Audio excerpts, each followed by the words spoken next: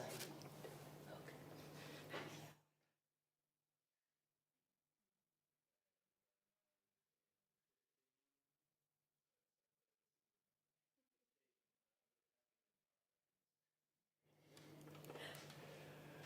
Going 10, 9, 8, 7, 6.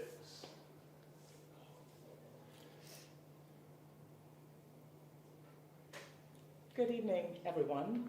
Welcome to this, I'm going to read this title, the Bruntwood Prize for Playwriting Livestream Workshop. There you go, I'm an actor, but I couldn't learn those lines. Hello, nice to meet you all.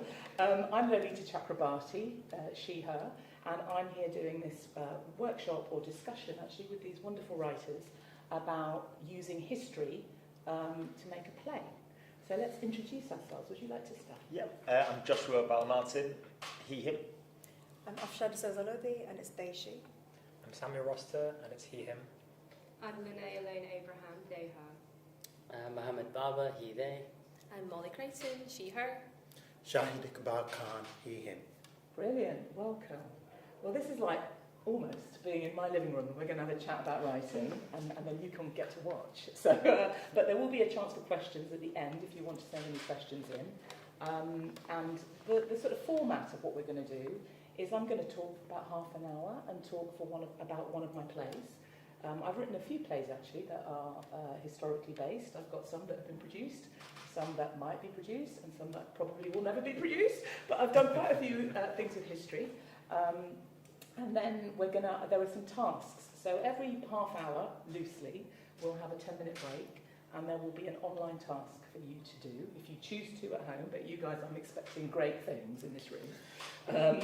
And then we'll come back and do some more work. So it will be about a 2.5-hour workshop, and I hope you'll stay with us. And if not, it will be available online, I'm told. So this is a really personal thing that we're doing here, right? Writing is a personal process. None of our processes will be the same. So I'm not being prescriptive or anything. I'm just going to share with you how I work. And I am an actor by trade. So I trained at RADA, and I still act. And I write as an actor. Did I study writing? Kind of on my own. So I've read a million scripts, some good, some bad, many bad. I've played lots of parts that are great and lots of parts that aren't. I think you learn a lot from both. And then I have done some classes with certain people, like Stephen Jeffries. I did a drop-in thing in an MA. I was allowed to come in once a week and listen to him teach about playwriting. And then I've read books. So I'm not an academic person. So I write as an actor, and I write as I feel. So how I feel and my instincts are what lead me into a good story.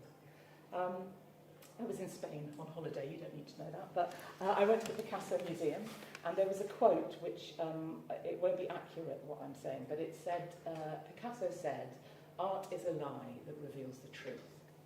And that really made me think, that's theatre. Because you're sat relatively in a black box in every theatre, no matter how grand or small it is. There are people sitting in the dark watching, and there is a story going on stage that hopefully engages you, and hopefully moves you and tells you something. And I thought, yeah, there's the lie that we're in this box, and yet it's got to reveal something that is about us now, about us past, about us present and future. It has to engage you. Even if it's a fun thing that it makes you laugh, it can only make you laugh because it's reflecting something about you. And so that's what I thought history gives you, which is the point of this workshop, is how to use history for drama, is a fantastic given in that it gives you all these facts that you can base a story on, but you have to engage because otherwise it's a history book. Well, when you write any play, one thing, interrupt at any point. If you have a question, and no question is too simple. I think sometimes the simplest questions are the most profound. So absolutely ask. If anything feels a bit like, well, it's not clear, just let me know. And I often leap in thought. So slow me down if you need to. A question I always hate with the plays that I write is people say, what are you trying to say? Exactly right. And I never know what I'm trying to say. I'm just doing a story. And now I've done a few plays, so I'm confident enough to go, once I've been through the rehearsal process and I've had the whole thing shaken about a bit and all the other creatives have helped to look at the play, then I can tell you what I'm trying to say. Because people reflect back to you, oh, you're looking at this point in life, or the audience is reflecting something to you. But what's really important, and this is speaking instinctively, you don't need to be able to articulate what you're trying to say, but you need to know somewhere here. And each of you, if you and I write a story about the same thing, they'll be completely different. Same with us, right? Any of us writing the same story, all of our references and our histories and our interests are completely different, so we'll be looking at different things. And it's really important to know yourself so that you can, it's not like you have to go, oh, I'm very good at ice skating, so that's going to go into every play I write. It's not that, it's just having a flavour of who you are, what interests you, and truthfulness. So writing, to me, because I'm an actor, and obviously acting is absolutely about truthfulness, but there is nothing more honest than writing. Because you hide yourself in it, and you can say anything, right? You can say secret things you would never tell anybody, but you can be very truthful within it. So, yes, truth. So the one thing before I get on to the writing of history is, I trained in Stanislavski. Do any of you know Stanislavski? So there are 7 questions in Stanislavski for acting. And these are fabulous questions. They're really simple, but they're really important to answer as an actor. And I think they're very useful in writing for every single character. And the questions are, who am I? Where am I? When is it? What do I want? Why do I want it? What do I do to get what I want? And what is in my way? And those 7 questions, you can apply them to yourself at any point in your life, and it will clarify a thought that you're having. If you're a bit stuck, they're quite simple. Who am I? Lolita. Where am I? I'm in Manchester. When is it? 2024. But, you know, what do I want? Why do I want it? What's in my way? And how do I get what I want? It's really clarifying for intention. And a play is basically about relationships. So the setting of it, whether it's an imaginative, fantastical world, or it's present day, or it's history, is incidental to me, to the relationships within it. So those questions, I'll probably come back to those questions later, just as they're a good reference point in terms of writing, I think. Can you repeat the question? Yes, of course. Who am I? Where am I? When is it? What do I want? Why do I want it? What do I do to get what I want? And what is in my way? It's the classic who, what, where, when, why. Yes. Yeah. But it's very intentional. And so what is in my way is the obstacle. Yeah. So you might be the obstacle to what, or maybe that table is the obstacle. You know, something is my obstacle. And when you identify it, it's the first step to drama. It's very basic, right? But then you build on it once you have the answer to the question. Any thoughts? So you sort of begin with that, with character description, and it's effectively these 7 questions before you start writing, or is it? Because I'm assuming as an actor you're coming at it later on, right? As an actor, it's written, right? It's written, so yeah, you've all done the work. Yeah. On I swan, I go, right, this doesn't make sense. Excuse me, could you change it? You know, so as an actor, you're sort of the last cog in the wheel, right? Yeah. As a writer, there are so many questions to ask first, right? You're thinking, what is my story? What do I want to say? Do you know? No, not really. Follow the hook. So that's my other thing, is the hook. So I can only write things I feel emotionally attached to, because it's a long old process, right? You might be committing to 7 years of writing, 2 years, you know, if you're lucky, 2 years, if not 20 years. Some of my projects are 20 years and I'm still waiting to get them made. So the hook has to be an absolute embedded thing that your subconscious is saying, I need to tell this story. So you don't need to know why. You don't need to know why do I need to tell the story. But if the hook gets you in the gut, you're in. Yeah. And I think the hook is really key. So if you're looking at historical story, the hook is really important. And it might be that, I don't know, that part of history is particular to you, to your culture, to your family, to your life, to your friends, but it has to have something that makes you hungry, because I think playwriting is curiosity, and with historical work, it is detective work, and it's exciting for that, because as you put one piece of the jigsaw puzzle in, you can find a true fact somewhere that might give you the next jigsaw piece. So it's all of this. It's curiosity and hunger and a hook. How would you define the hook? How can you define it in words? Do you think it's even definable? To me, it's a feeling. Mm.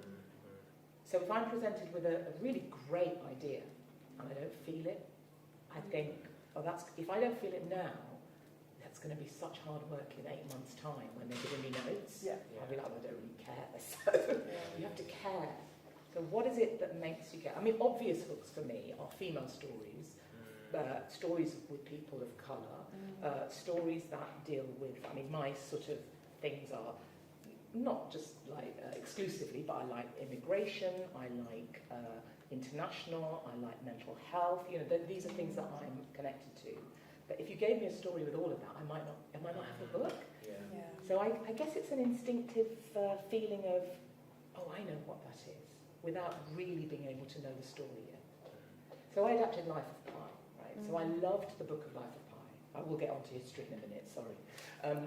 But the book is a crazy book. I had no idea how I was going to adapt it, but I loved the book. And now it's been through rehearsals and performing and all of that. I can tell you why I loved it. But then I couldn't. So no, that isn't putting it into words, is it? It's a feeling. Have you had the hook? I've definitely had feeling. I think I have a question off the back of that, which is when you have a story idea and you know, I don't know, you think you know it can be good, but you've not quite figured out the hook. Do you have advice? Do you know what I mean? I feel like sometimes writers, especially when it's a solitary process and we don't have anyone else to bounce ideas off of, at least from my own experience, you can really get bogged down in your own head, and like especially because it's like idea just bouncing in your own head and you can't quite crack it. Yeah. I don't know, do you have any advice for if you're in that situation? Yeah, walk away. Absolutely, walk away. Because if you're in a state of your voice going, oh, it's rubbish, it's crap, I can't, what is it? Oh, and you're not in a productive, there's no doorway, go have a coffee, go walk around Sainsbury's, go see a friend, walk away, and then when you are, I don't know, the second day, feeling guilty, you're walking through the park, something will drop, because you're congested. So that I would, when you get to that block, leave it. And trust that you know. Because if you've got that far, trust that you'll know the next step when it's time. Cool. Right, let me get to history, which is why we're here. So history, it's really, you can choose a piece of history, right? You can go, oh, I'm really interested in World War I. I'll choose that because it's an easy thing, and we all have references to it. And the great thing about telling a story in history is that everybody has some kind of reference, even if it's, so I know nothing really about medieval history, but I know when medieval times were. I know a little bit of the culture from pictures I saw at school.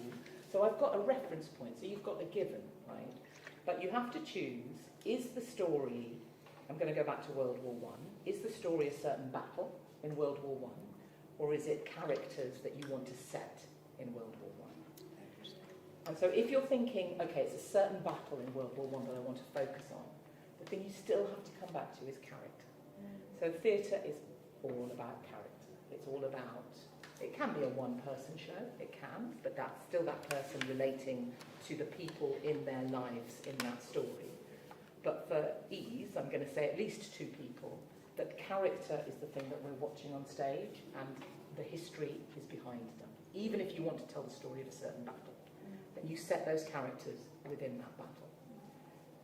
As an actor, I just think this is the truth. All you have is the other actor. And Life of Pi is a very sort of spectacular show, right? It's got loads of amazing, amazing creative stuff. But if you can do that show just actor to actor in a black box with no props, then you're in it. And it's that, the language has to, the intention has to be there, and the reason for the scene has to be there, and then we can imagine that we're in the Pacific Ocean. We don't need to see it.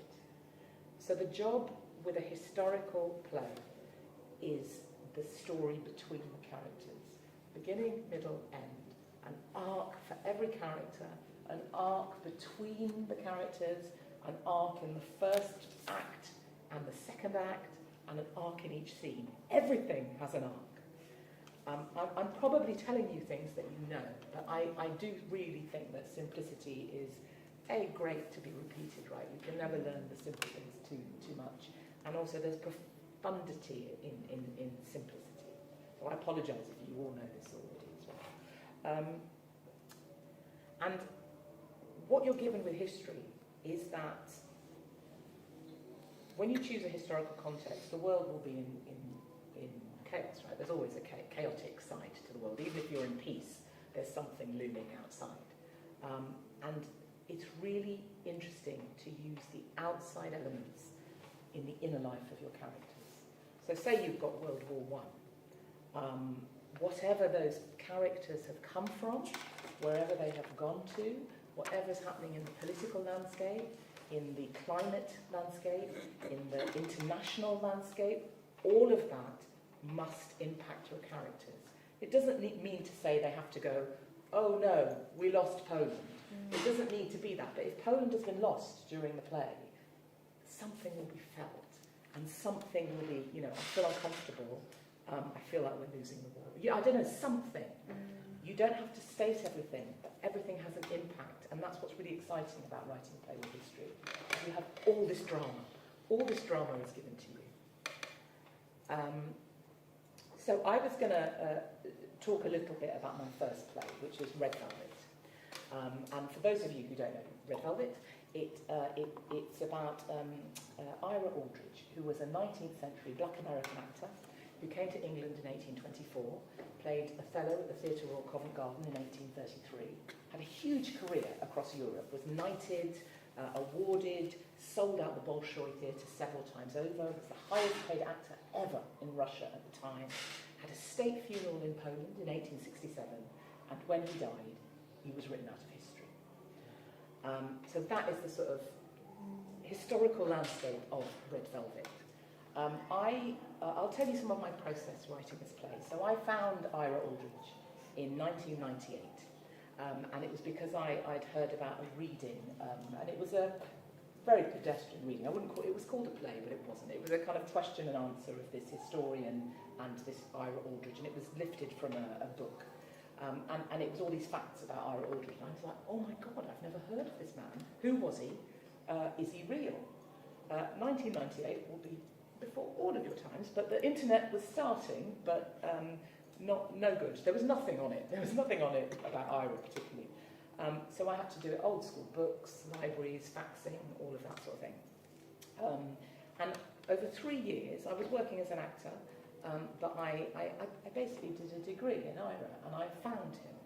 So there were I couldn't Google what shop to get the books from, so I just went to any shop in any town, wherever I was, and had a look. And I had no idea, I hadn't written a play. I'd written a couple of plays that were practice plays, they'll never be on. So this was I didn't know how to do it, but I had the hook. I absolutely had the hook. And if you'd asked me why then, I wouldn't have known. But after all of the sort of stuff of production, the hook for me was that this was an outsider. He was American, he was black, he was at a time when slavery was still really sort of happening in America, and very much, colonial shit was everywhere. Britain was very colonial, the empire was huge, and yet he had the audacity to come to England to be a classical actor, and he succeeded. And that, in the 90s when I began, the industry was not like that, but it was not like it is now, and it had elements of that. So I recognised him. And in this man that I am not like at all, I saw kinship. And I can only tell you that now after 12 years of it being done and all of that. Anyway, so I researched him, and I couldn't find him very much. He was in the odd encyclopedia, and it wasn't correct. I found one biography that was written in 1958, which I read cover to cover in a library because they wouldn't let me have it out. And I took notes and notes. Then I managed to wangle a membership to the British Library, and I read about 19th century theatre, American theatre. When I went to America, I went to the black bookshops because they had them, and I bought all the sort of books that had images of society in 19th century America, of black society, and they were great because they had middle-class people, because middle-class black society was there, and then they also had the working people and the history of slavery. So I just sort of, like a sponge, was looking, and had all this information. And every week I would find something. I go, oh my God, Ira Aldridge met Hans Christian Andersen. And when I was a kid, Hans Christian Andersen, his stories, you know, The Little Mermaid and all of that was huge. I thought, oh my God, there are all these links. Charles Dickens, I found in a book, saw him in the theatre. Wasn't very complimentary, but he saw him. You know, he met the Tolstoys in Russia. I was like, oh my God, it blew my mind. Every single week I had a new, exciting fact about Ira Aldridge. So after 3 years of this, I wrote a treatment to do a film. I thought, this is a film. It's going to be brilliant. It's good. I mean, I don't know about you, but when I write a first draft, I think it's brilliant. And then it's downhill from there, isn't it? Everyone goes, oh, wow, here are the notes. Anyway, I thought, well, let me write a brilliant treatment. So I wrote this treatment. And because of the acting, I have access to some really successful people who have done really amazing work. So I gave it to very different people who read it. One of them, she was brutal, and she said, you know, I'm really sorry to say, but this is, what is it? It's boring. It's just like a biopic. It's fact by fact. There's no story. This was like a 25-page film treatment. The other one was much kinder, and he said it's got something, but it's not there yet. And he said, this is interesting. What about trying something? So then I got very disheartened. I'm sure that's familiar, right? And I put it away for about 6 years. And I would talk to people about, oh, Ira. And then after 6 years, somebody suggested, what about writing the play? Which had never occurred to me. So I started writing the play. And again, I didn't plan. That is one thing I would say, plan. Do you all plan? Do you plan your plays? I do yes. now. You do now. I do now. You do? Do you plan? I should. There we go. Yes. Do you plan? No. Okay. I'm advocating planning. Roughly, you plan. Good. Do you plan? I plan, but I don't stick to it. That's fine, but you plan. None of us stick to plan. I advocate planning. I really do, because So I began writing. I was inspired. I was on my hook, and I was inspired. Thinking, oh my God, Ira Aldridge is amazing. And I got rejected a lot, and I wrote 30 drafts in 7 years. And the 30th draft got made. And now, in retrospect, I can see everyone said, oh, it's very difficult, you know, a biopic, a historical drama is very difficult. I was like, no, it's not. This is fabulous. You know, this is so exciting. But it is. A historical drama is difficult because you've got undigested, wonderful facts that are not part of your story. And the facts are so exciting and so exhilarating for the detective in you that how do you sift them out, right? And my answer, which sounds simple and really isn't, is characters. Who are your characters? What is the story? Why are you telling it? So I've written so many scenes for Red Velvet that included historical characters, made-up characters, people who served the story, and most of them got cut. Most of them. And people I loved, characters I loved. And what I realised, it's painful to cut, right? You have to kill your babies, that's what they say. It's really painful to cut them, but they live underneath it. And I now know that they're like ghosts underneath the story. But nobody knows I wrote Wilberforce and Edmund Kean and all these huge... Edmund Clarkson? No. Thomas Clarkson, who was another abolitionist. You know, I wrote all these people, Mrs. Wilberforce, because I always put women in. I want women in the story. Put women in your stories, everybody, please. Because you love these characters and you invest in them, but they don't serve. So you need to find what is the story you're trying to tell. who are you trying to tell this story? What is it within this historical landscape that you want to say? And you don't have to answer it, you just need to know what is the issue. So within Red Velvet, I realised, as I did all this research, okay, he's an actor, I'm an actor. What is the biggest moment, because you've got 2 hours, say, on stage if we're doing nice theatre, 2 hours, to tell a really punchy story.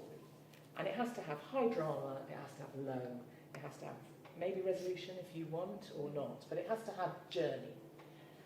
I thought, what does an actor want most, other than acceptance as a person of colour in a society that doesn't want to accept him? And a person who speaks classical text and is extraordinary, and he has to prove to all this racist society that he is good enough to do this. My story was really simple in the end, and it's about an actor who gets his break, that he's going to play. He replaces the who would it be? The greatest actor of his day, the Laurence Olivier of his day. He replaces Edmund Kean at the Theatre Royal Covent Garden in 1833. It's his big chance.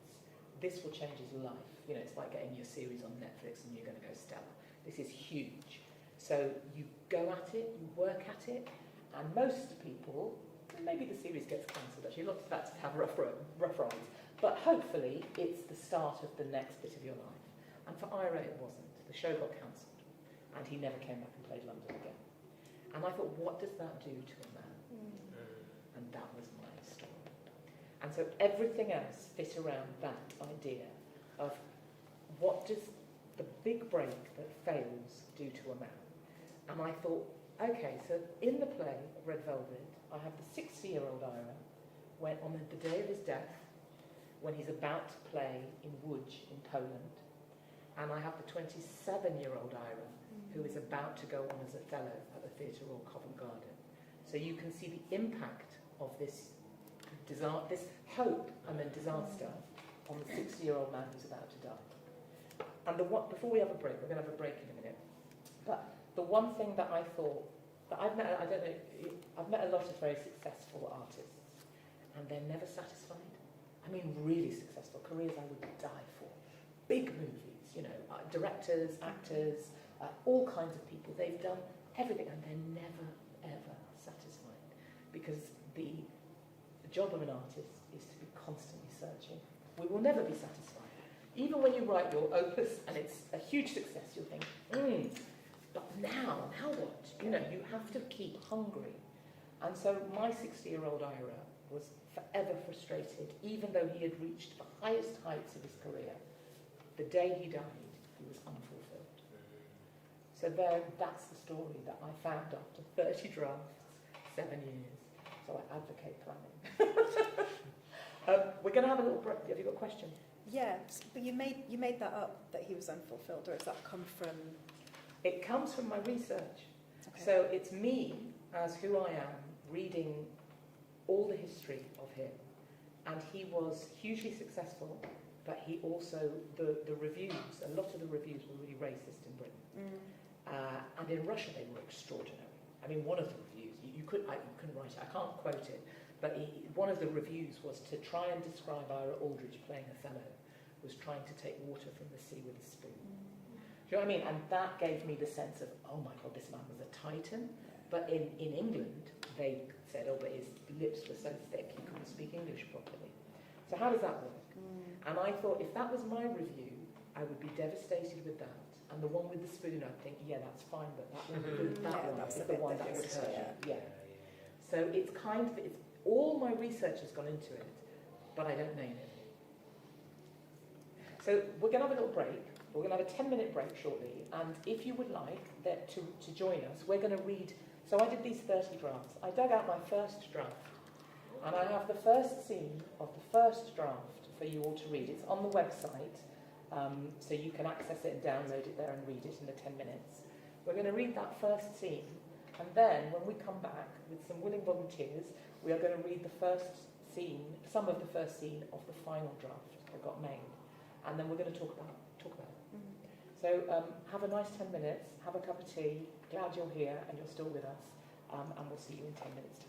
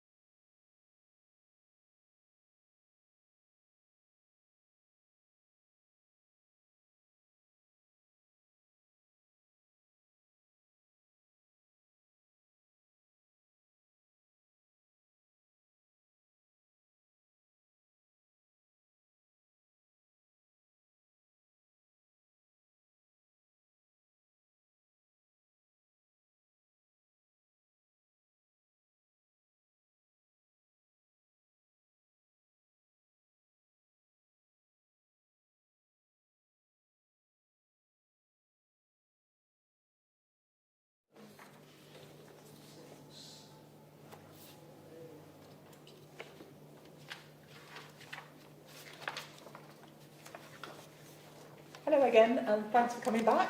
I hope you had a good cup of tea and maybe had a chance to read this extract from Red Velvet was called An Unreasonable Man, and then it was called IRA, but I was told that looked too much like IRA, so I had to change that. And then it came back to Red Velvet. So just a brief, anyone want to say anything about this? And I don't mind if you're, whatever you think, be honest, if you'd like to say something, and if you don't, it's fine. I think it reveals too much of his character at the start, which is why I quite like the proper version, because you see him as him being like this star when he comes in and owns the room, whereas like I think this reveals too much of him at the beginning. Nice. Okay. Good. I think for this first draft, it's a lot of scene setting, but not a lot of forward action. So there's a lot of like background, and you're putting the background of what has happened in it, but there's not a lot of forward action in this very first draft. But I think in your final play, you have very much fixed that. You feel that, you know, especially as you I'm not going to spoil it, but yes, you very much fixed Great. that. That's great, because intention is everything, right? What do I want? Why do I want it? How do I get what I want? What's in my way?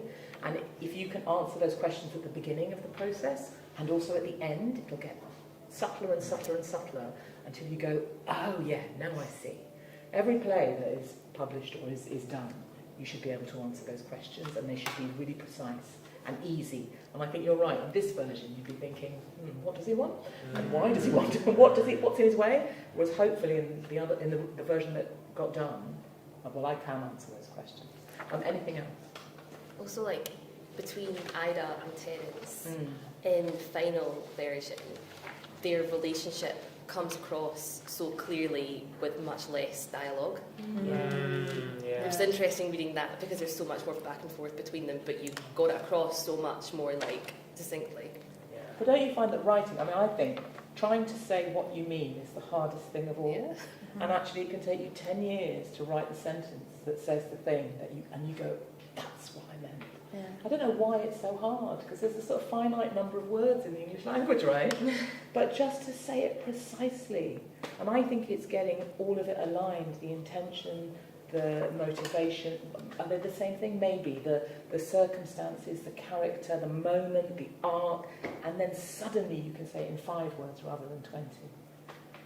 And it's a subtext as well, isn't it, with their relationship that you get in the final draft that you don't necessarily... It's very much like on the nose, I think, in the first draft, whereas in the final draft you're kind of like not working for it, but it's... You kind of guess and you go, oh, I figured it out what their dynamic is, because you're reading between the lines. Yes. Well, as an actor, are some of you actors?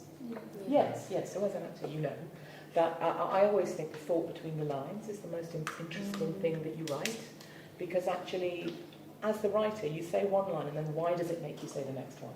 And as an actor, you're excavating that bit so that you can have the intention that the writer had. Very interesting. So the thought between the lines is the thing you don't articulate, but must be there. Right, great, thank you. Right, let's have a look. So we now have, I think this should be, I don't know if this is online actually, but you're going to hear it, because I've got some lovely volunteers who are going to read the actual scene, part of the scene, of the finished play of Red Velvet. So that first play was called An Unreasonable Man, as I said, and this is the finished version that has been produced. So you speak a bit of German, so could you do Casimir? And we're not going to judge you at all. There's only a little bit. Would you read Ira? And would you read Helena? I'm sure. And I don't think Terence is in this extract. Yeah. And just ignore the stage directions, if that's okay. Great. So, you're really a journalist? Yes. I have my job at Papers. See that full moon? Like a bowl of milk, hanging so low I wanted to drink it. Pass me that box. Amanda baked them herself, but they crumbled. Every last one of them. Amanda, your wife? I scooped them out in handfuls like the Indians do.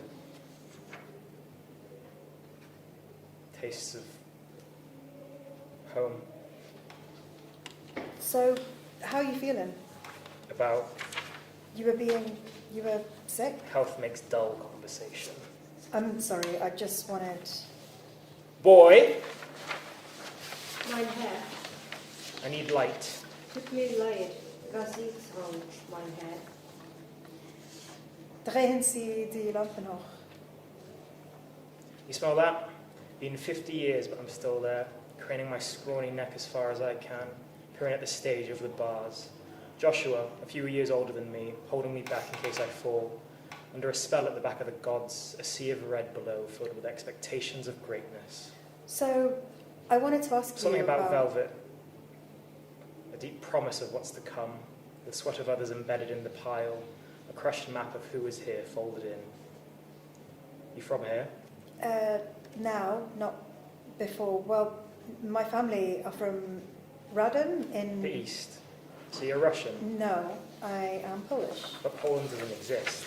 Of course we do, but Prussian king and Russians are not admitting it. Russians, an enduring people, but they got nervous leaders, uneasy about who's lurking in the dark. Ban my Scottish king, afraid it would give the people ideas. Burnham Wood coming to Moscow, that's the beauty of Shakespeare. He unnerves you. You are from New York? And you have done your homework. Lear makes me stoop, sits on me like weight. I must wear him, not just his shoes. So, do you find Lodz much changed? The rail line comes all the way in now.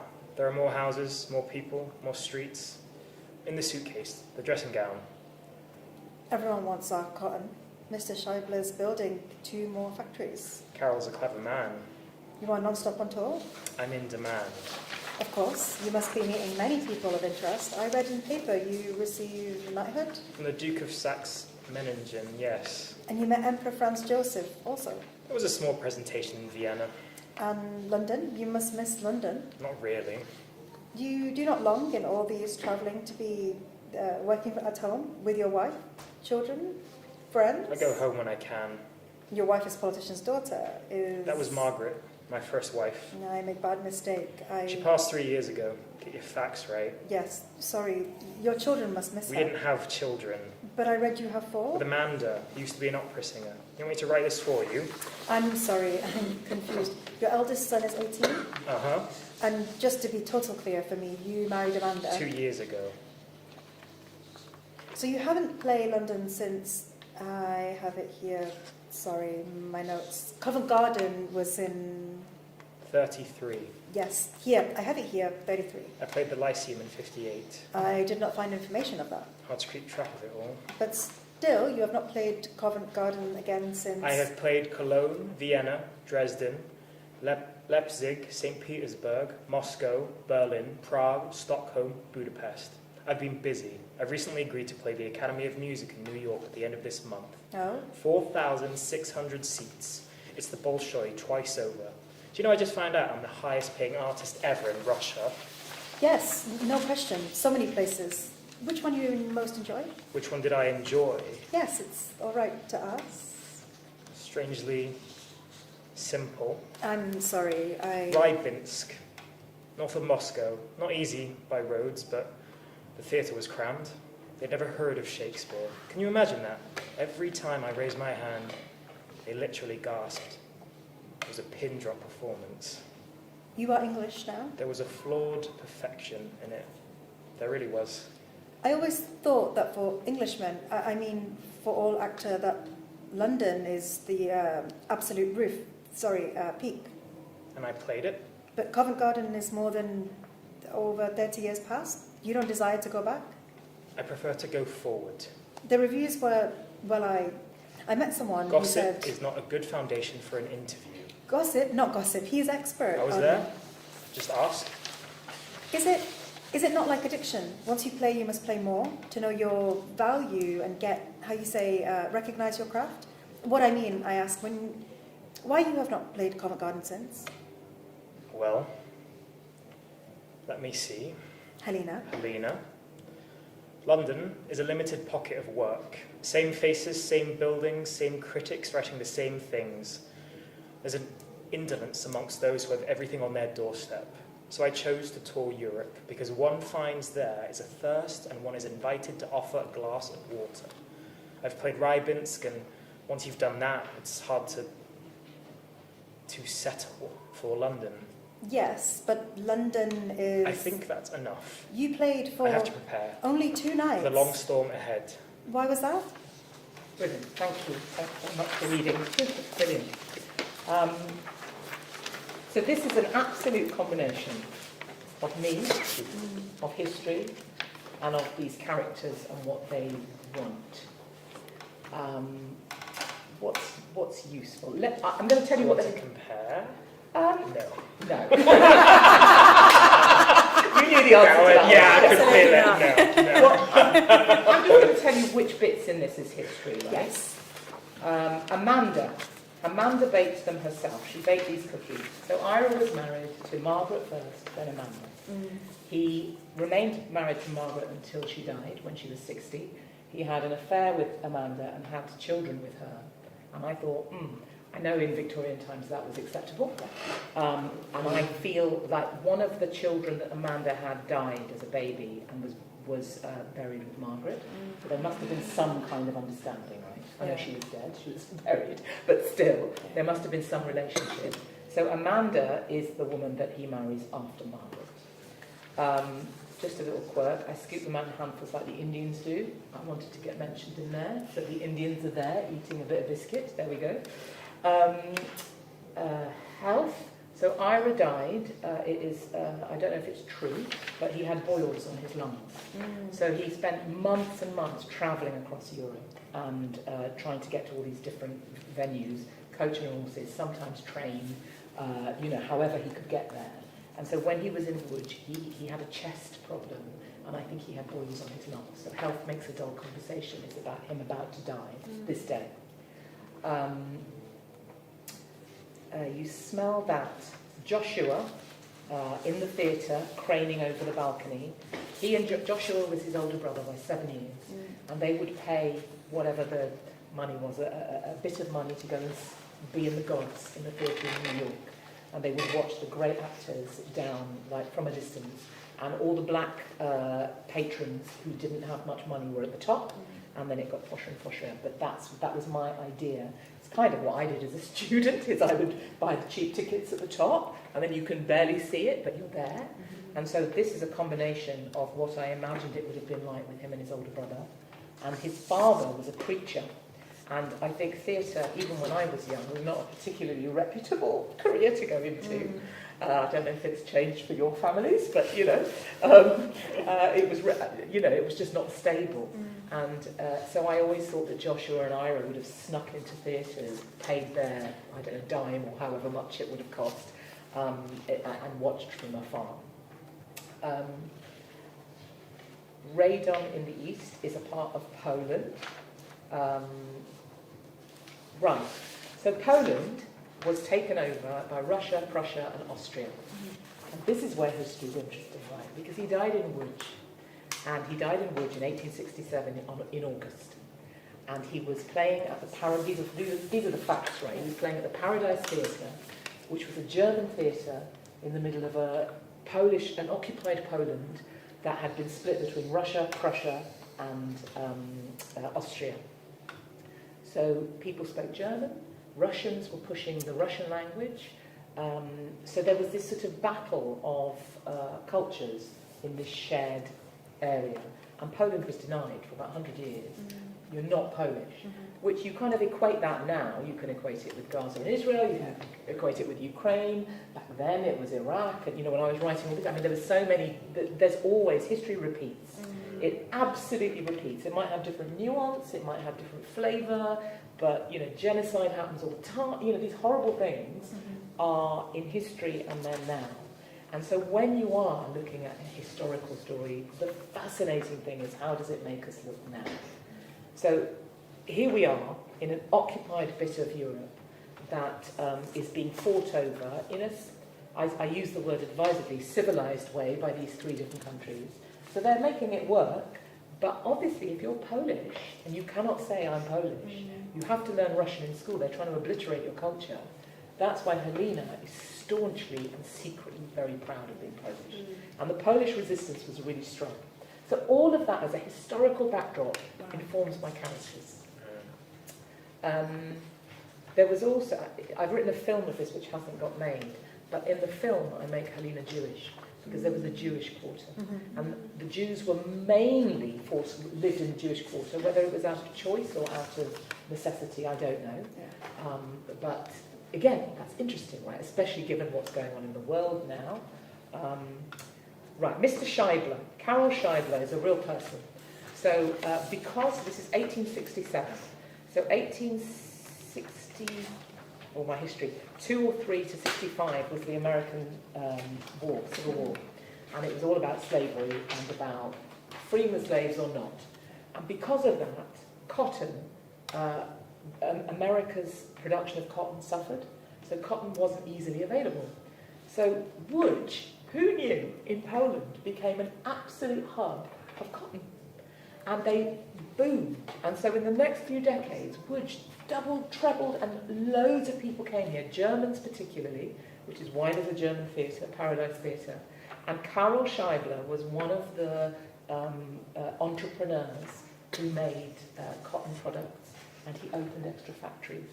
And so I have no idea if Ira Aldridge knew Karol Scheibler, but I thought artists have, I've found this, have an absolute knack of sitting with paupers and kings. Yeah. We are invited to everything. We are invited to support charities that need a bit of visibility, and we are invited to the palace to go and sit with whoever it is. And we do it because we can. You know, we're artists, we're sort of like classless in that. And so I thought Ira Aldridge was the highest paid artist in Russia. He was considered a spy in Russia at the time. So when he played, you know, theatre was the main performance stuff form. So when he played Macbeth or King Lear in Russia, they banned it. They banned it because they thought it might give people ideas. So he is very visible. And so in my head, I thought, he'll know Karol Scheibler. He'll be sending in bolts of cotton or whatever it is that's going on. Right. He did get a knighthood from the Duke of Saxe-Meiningen. He did meet Emperor Franz Joseph because he got another prize in Vienna. He didn't work in London again. His first wife said she was a politician's daughter. She wasn't. She was the daughter of a northern weaver from Allerton in Yorkshire. But that doesn't sound so good. And for a mixed-race couple in that period, which would have been very, very difficult, it's hard enough now, I think, in certain places, they needed to elevate her. So let's tell a lie. Let's say she's the daughter of a politician. We don't need to say who. That elevates her and gives them a little bit of credibility. So I've kept that in. So that lie was true? Yeah. Okay. That it was a true lie. It's a true lie. Yeah, That's it's a true lie. That's what we're looking for. It's a true lie. They didn't have children. I don't know why, but that's quite surprising. So that must have been an issue. There is a scene later in the play with his wife when she's young, and it must be an issue, right? That's the purpose of women until quite recently, was to have children. And if you can't, that would be a huge cost. Yeah. So that's something for her character. He did marry Amanda 2 years ago, in 1865. Covent Garden was in 33. This list of places he played is true. He played all of them. And he also was going to play. He never went back to America because he couldn't. And then when the Civil War happened and the right side won, or the left side won, he planned a tour of America. And he was going to go, after Łódź, he was going to go back to America and play. There was difficulty casting his cast because there weren't black actors in that way. So there was difficulty. A black actor in America playing with a white actress. It's not that unfamiliar here sometimes as well. Not now, but about 10, 15 years ago. But he was going to play at the Academy of Music in New York. And it did have 4,600 seats. And it was, just by chance, the first place that had velvet seats that popped up. So it was the first. I mean, these are the crazy facts that you find, right? You go, oh, that's so good, but you don't put it in. Right. Rybinsk. I made up Rybinsk. Rybinsk is a real place, and it's a remote place. But I don't know if I think he played there. I think he did actually. But Ira travelled to places in Russia that had never seen Shakespeare. And he went to places that people didn't do theatre. And I just thought, wow, this titan of the stage went into some village hall, crammed with the whole village to watch him give his Lear. I mean, he had he had more. He had all these roles in his head. He'd play half a show of Lear, half a show of whatever else, Shylock, you know, he played whatever he wanted to. So that feeling of playing in a small room and a pin drop performance is my version of taking water from the sea with a spoon. Covent Garden. Would you perform in English around all of Europe? Yeah, so he started in 1852 when he went to France. He took a British company, and they did it in English.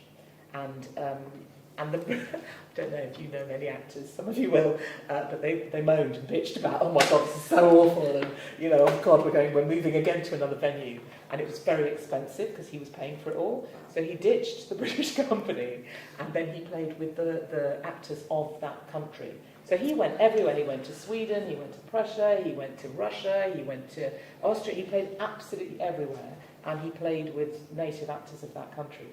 And to me as an actor, I'm like, gosh, they must have just waited for the pause, right, and then come in with their line, which would have made the play like 5 years old, 5 years long. But yes, in the end, he played in the language. He didn't speak their language. He spoke English. They spoke whatever their language was. Oh. Wow. So he spoke. So the play was him as the main speaking English. Yes. But they would speak. They would speak Russian or German or French or Swedish. Crazy. It's That's crazy. pretty crazy. Yeah. But how determined, doesn't that show you something about the man? That's so fun. And there he is, going from there's a bit about Łódź, right? So this is where the history feeds you. I looked up Łódź. He went to Łódź 9 years earlier, so that would be 1858. And I've got this weird history atlas of the world, and it said that obviously industrial revolution, right? So that changes everybody, like our technology revolution now. If you've got an Apple, if you've got an iPhone 8, I would judge you, right? Because now I'm on an iPhone, whatever it is. So that information is crucial to character, how people look at you.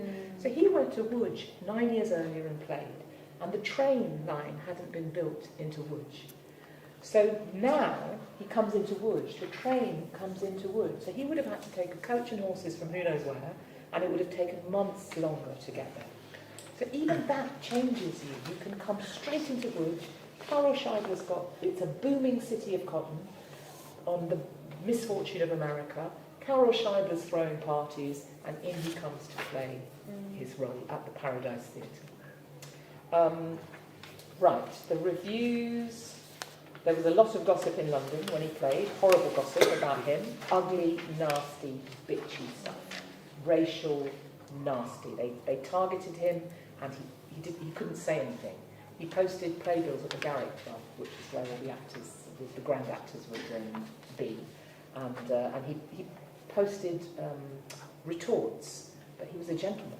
He was always a gentleman. He was never, I would love, how dare you? He didn't.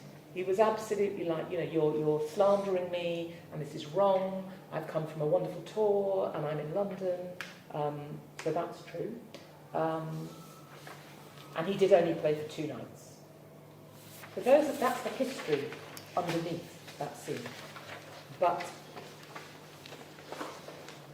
that history, I mean, there's so much more. As you can hear, I've told you like a fraction of what I know of this period.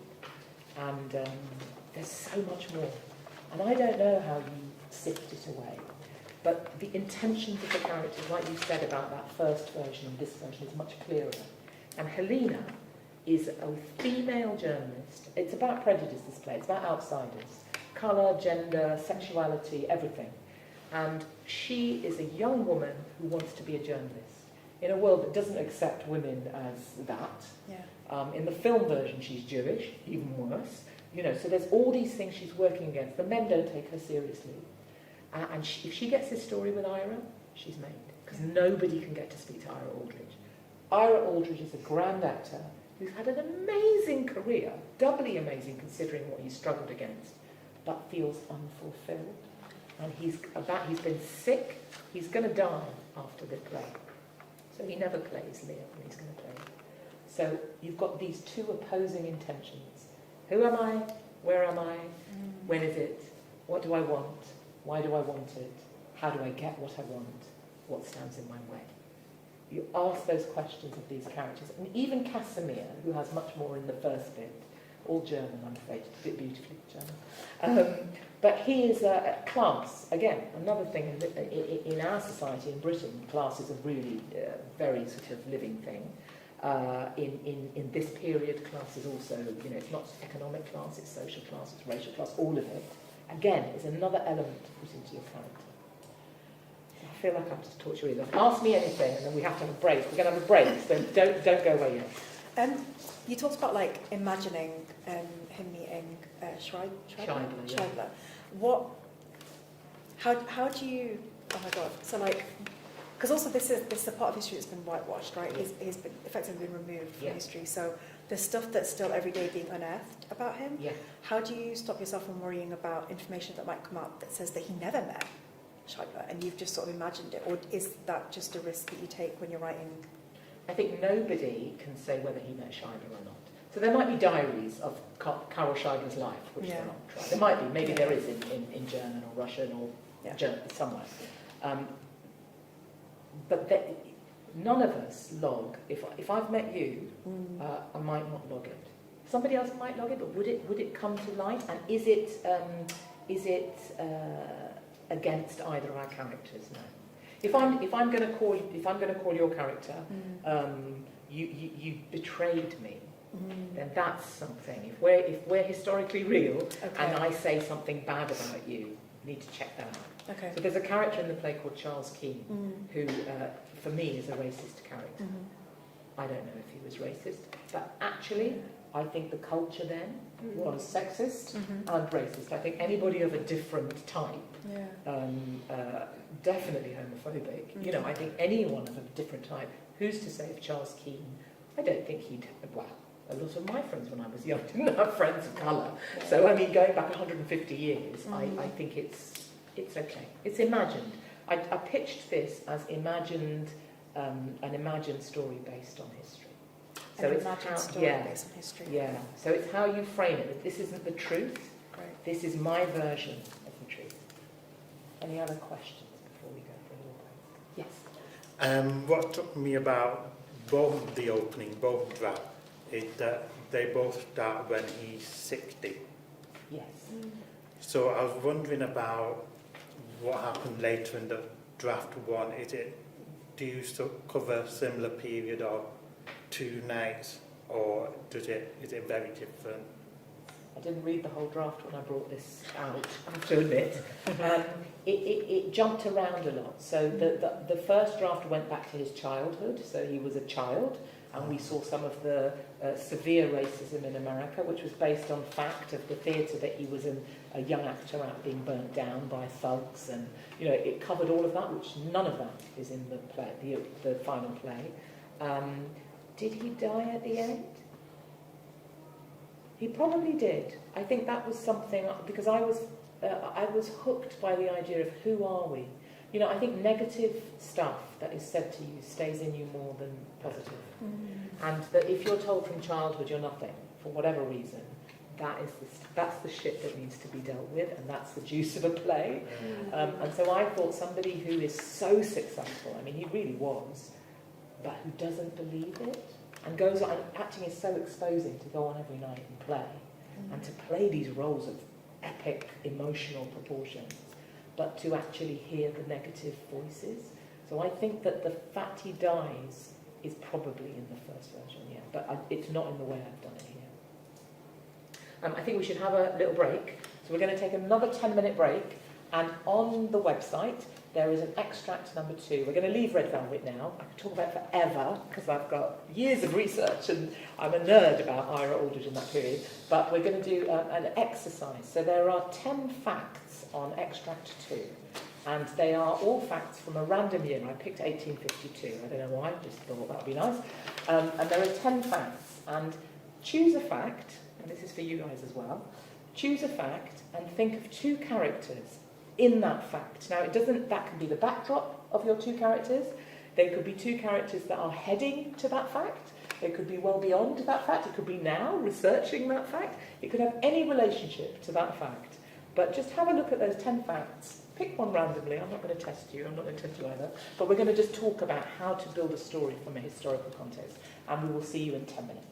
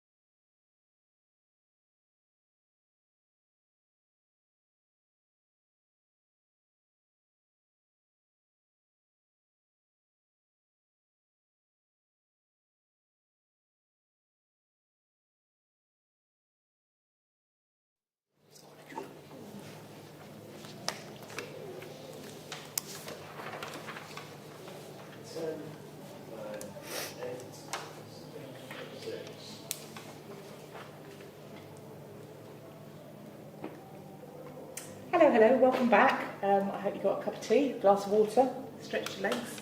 We're going to have a look at these facts in a minute and come up with some stories, but I just wanted to sort of say a random thing about research. So I've researched quite a lot of different historical plays, set in many different times. And because of my particular interests, you have to really dig. So there's one play that I've written that's set in 1960, and I wanted to find music of the period. And so I said, what were the top 100 hits of 1960? And maybe 3 of them were by people of colour.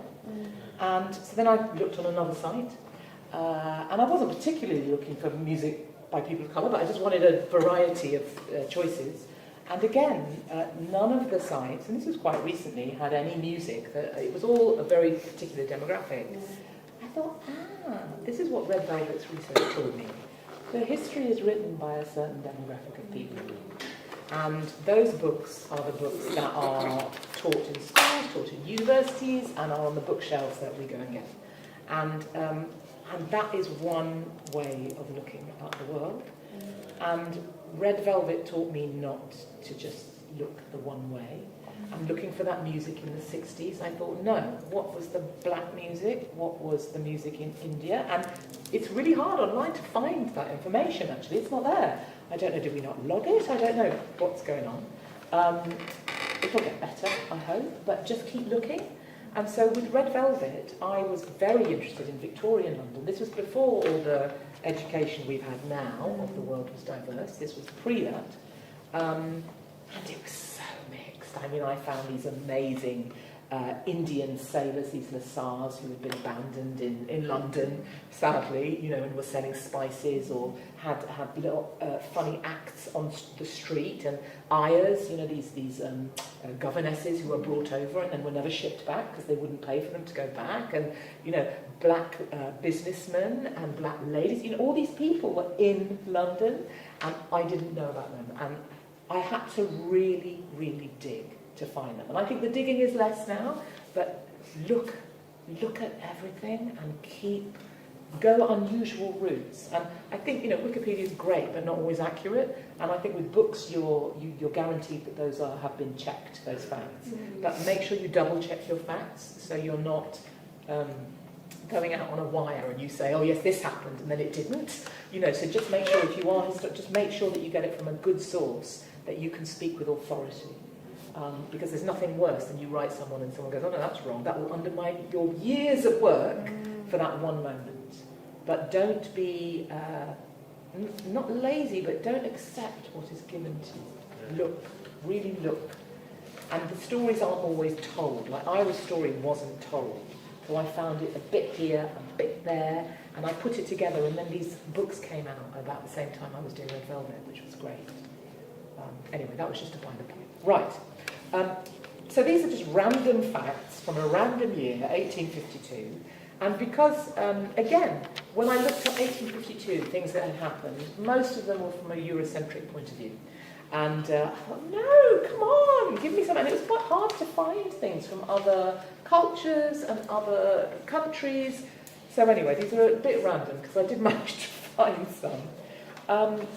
And I just thought what would be fun would be to each of you to choose one fact that you fancy. It's not a test of anything other than, a bit of taste.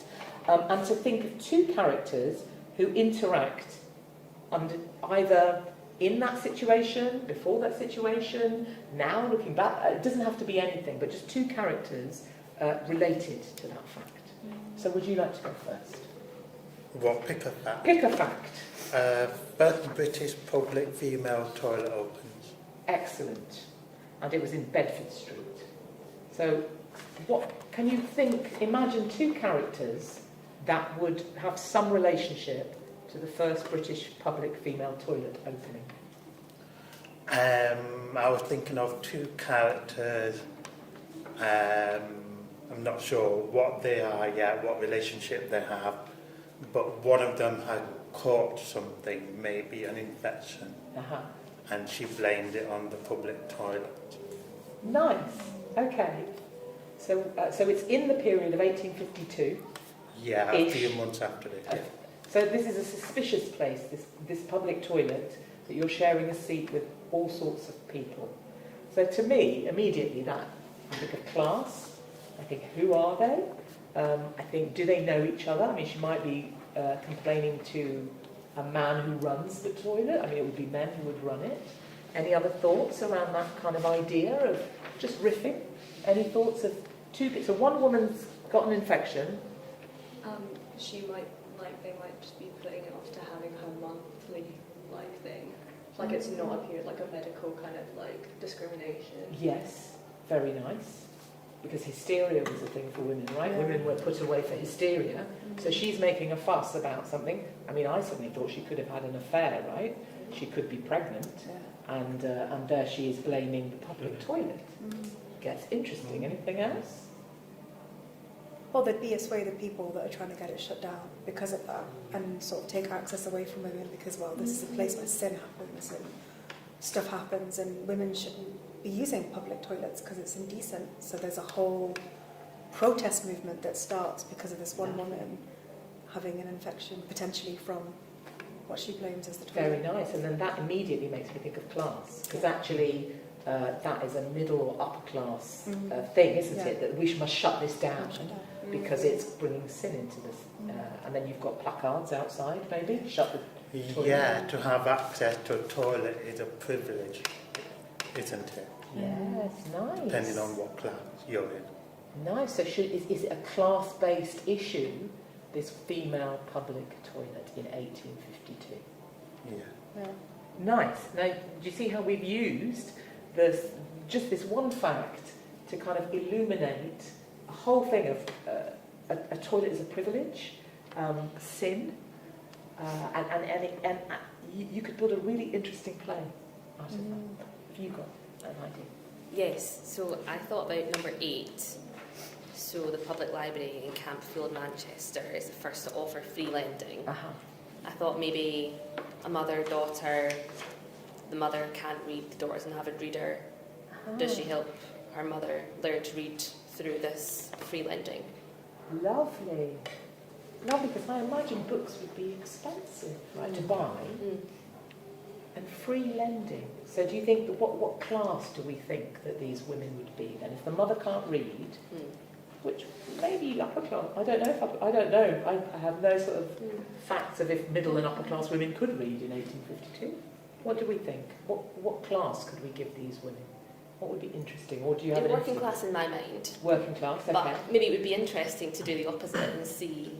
Well, she could be newly upper / middle class, right? And that way her daughter has access to stuff that she didn't. So there's a generational difference between them, and also like a slight class difference in terms of upbringing. But so I do know from my Ira Aldridge nerdiness, 1852 was the Reform Act, and so people got the vote because suddenly there was a slightly bigger group of people who were allowed to vote. Now, she obviously couldn't, because she couldn't vote till 19 whatever, the women. But her husband, in that thing of she's suddenly maybe a little bit more well off. Yeah. So maybe the husband is rising through the ranks, and the daughter's can read. Maybe the husband is taught. Yeah, possibly. Maybe. And the mum is feeling stupid? Feeling, what do you think could... Feeling left behind. Left behind. Which is a really lovely thing now, because I look at my dad, who's in his 90s, and there he is texting away. But, when he gets stuck on his internet, he's like, I don't know how to get out. How do I get out of it? And that is a feeling amongst, the younger generation are so sort of adept in technology that it's easy to feel left behind. So that would really have a feeling now. And reading is so aspirational, right? Reading is the doorway to the world. I was thinking, this based on my own experience, I helped my dad learn how to read. So I was thinking more of a cultural language barrier thing where this mum can't read English, but the child is raised in the UK, which is basically my story. And it's that kind of bridge of different cultures is what that initial thing just showed me. But Lovely, which is why maybe your stories would be different because of the different experiences you bring. But if I saw that in 1852, Yeah. I think, where did this mum come from? What's the story of her culture? And then that would be a lot of us, right, with our parents who are very much in another culture and we're here. So there's so many elements. Lovely, lovely. Have you got, now, I forgot to mention it's a 20-minute thing. Will you give me a wave? Because I don't want to go on too long in this one. Thank you. Right, have you got a... I do. I've gone for the male public toilet, actually. Excellent. Let's do the something other. about toilets that seems to be a running theme. But I've got two different stories for this one. Oh gosh, go. But I know which one I'm edging towards more. Okay, tell us that one. I'll tell you that one. So it's essentially the first cruising story. Nice. And I think Josh is the expert here, so I shan't speak to him. I also wrote that down Did myself. you? Yeah, like, the first two men to solicit sex. Well, do you want to join Because I went on your tour, so I've heard quite a lot Okay. about it. And because spaces for gay men essentially to have sex were vastly limited. Yes. And toilets with coming in, there's so much about morality and sin, about dirtiness and all that kind of stuff. That's one of the places where they would go, where they would have access to each other, because it was publicly acceptable to be there, Yes. kind of thing. Yes. And suddenly this sort of space becomes available in a way that you just don't have to go cottaging anymore as much. Excellent. Of course, people still did that. And it's kind of, and it can go in a myriad of different ways. And kind of like two people get caught, and now they're all over the newspapers, which is, which did happen. Kind of like people were publicly humiliated and shamed for it. Yeah. Or it could lead to a love story, as it has happened. Again, from your tour, I remember this. Two men they met in, whilst cruising, and then kind of over time they fell in love, and then they were together. Was it 40 odd years? 4 years, yeah. 40 years they were together. So is that the story beat that you chose as well? Yeah, exactly the same. So have you got characters that you could enhance on that story? Have you got a couple of characters to... Well, it was more like, I guess, how they found their community afterwards. Like beforehand, like those communities just wouldn't have existed. Yes. And these public places were about cleanliness and hygiene, ironically, for spaces for so-called dirty behaviour. But then these communities grew out of these toilets like for the first time, never happened before. So I guess my thing was like the community that develops out of them. So yours sounds positive and like an opening, a doorway to something positive, as opposed to the sort of cultural pushback of moralistic. Yeah, or at least unexpected consequences that I quite like about Yes. you just think it's a public toilet, so that Yes. makes cleanliness, and they had no idea about kind of like the sexual identity politic that was going to be unleashed, and I quite like that. Nice. So between you, just come up with one character each that will interact in this toilet. Just a loose, there can be anything. Give a stab of something. Oh. You start. Guy from Ireland. A guy from Ireland. Because I'm just looking at 10. A working person or Yep, working labourer from Ireland. a labourer who's come... Economic migrant. So who's here who's worked for work? Yeah. Right, excellent. Buff. Other ladies like him. He cuts canals. He cuts cuts canals? yeah. So 20, so we're talking in his 20s maybe? Maybe younger, older? Yeah, maybe late 20s. Late 20s, Yeah. buff, Irish, Yeah. working, cutting It sounds canals. good. Okay, we're in Greenland. Who does he meet in this public toilet? I think that's Romeo and Juliet. So he meets someone from East London who's kind of like a proper Londoner, Yeah. who's feeling the pressure of this new community coming in, of this new Irish community. So racist, just Yeah. feeling, a racist East End Londoner who, what does he do as a job? Is he middle class? Is he working class? Is he upper class? I think let's make him working class. Okay. I'm sort of struggling. Pick a market trader. Should we make him a market trader, or should we make him I don't know, a builder or a... Who works in a pub? Pub? Like a pub man. Works in a pub. Pours drinks. Am I allowed in the pub? I'm casting myself here as buff Irishman. Are you allowed in the pub? Well, no, I don't. Probably not. No. No. There's So probably you a meet space in in the the pub. toilets? That's why we're Going going. to Yeah. Yeah. So how would you get into the pub? You wouldn't. That's No, But it's a point. public How toilet, would it's not you- the pub. It's Why not would the that public. The Why would toilets you that could. Yeah, you make me- Right. The toilets you would. And actually, that immediately makes me think, if we're making it a gorgeous love story, that actually he could steal a bottle of stout or whatever they drank in 1852, and they could have a little romantic moment in the public toilet, right, where Yes. he's not allowed in the... It tells a huge story, culturally, on so many levels. That's lovely. I'm going to leave that love story there. What do you have? Oh God, I think I chose 4. Okay. Because I saw Chinese labourers and I was instantly like, oh, a lot of like Asian countries tend to be like mixed up together, and then you're kind of just like, I'm Filipino, but I've been asked if I was Chinese. I've been asked if I'm from like a lot of different places. So it's like, from who wrote that like part of history, they could just assume that they were all Chinese labourers. Right, okay. So I've gone for like one Filipino labourer and like a Malaysian labourer who have just gone to this foreign country, like their families are back home, they don't know anyone, and they kind of just like create like a kinship type thing in this. That's in fantastic. Random, I know, Yeah, but fantastic, because that actually is so has so many resonances of people who leave in order to economic migrants, right, and send money back home, and have to and leave their children. You know, you hear of nannies and all sorts of. They come and they work, and then they send money to their kids back home. That's great. And then the differences. Tell me what the cultures of the two women. Are they women? Oh no, They're they were men. I Tell was me the cultures of them. Filipino and Malaysian, because they're so close in proximity. Yeah. And you know, because they might not even speak the same language, but in Malaysia, I have a really close Malaysian friend, and we're like, oh my gosh, we have the same word. It means the same thing. It's crazy, right? Where you're like, oh, we're very different cultures, but we have so many things in common. So in my head, I just see these two men speaking to each other in their native tongues, but then like getting on like the little like licks of the similarities with the languages. Lovely. Yeah. And is there difficulties between Malaysia and I can't remember, Philippines? Yes. Yes. Well, it's interesting because both are very mixed religion-wise.